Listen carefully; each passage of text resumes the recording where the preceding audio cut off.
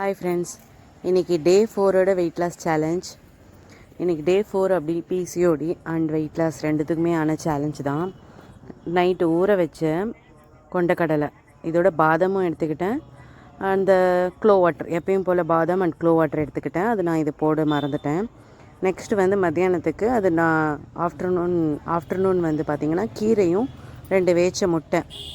Morning பிரேக்ஃபாஸ்ட்டுக்கு தான் அந்த கொண்டக்கடலை அண்டு பாதாம் சாப்பிட்டேன். மத்தியானம் பார்த்திங்கன்னா கீரை அண்டு வேச்ச முட்டை. ஏன் ரைஸ் எடுத்துக்கலனா, எனக்கு பிசிஓடி அதிகமாக இருக்கிறதுனால ரைஸ் நிறைய அவாய்ட் பண்ண சொல்லியிருக்காங்க. அதனால் ஃபுல்லாகவே ரைஸ் அவாய்ட் பண்ணிக்கிட்டு இருக்கேன். எனக்கு என்றைக்காவது ஞாபகம் வந்துச்சுன்னா வீக்லி ஒரு 2 அப்படி எடுத்துக்குவேன் நான் ரைஸு. அப்புறம் வந்து இதுக்கு நடுவில் ஒரு 2.5 லிட்டர் தண்ணி, அதுக்கப்புறம் பார்த்திங்கன்னா கோதுமை களி சாப்பிட்ருக்கேன் நைட்டு. இதோடு சேர்த்து யோகா அண்ட் எக்ஸசைஸ் பண்ணணும் நம்ம. நெக்ஸ்ட்டு வந்து 5000 ஸ்டெப்ஸ் கம்ப்ளீட் பண்ணணும். அந்த யோகா எக்ஸசைஸ் வேணால் நான் உங்களுக்கு டேக் பண்ணுறேன். வெரி பெனிஃபிட்டான யோகா அண்ட் எக்ஸசைஸ். அது இதோடு சேர்த்து பண்ணோன்னா நம்மளுக்கு நல்ல ரிசல்ட் கிடைக்கும்.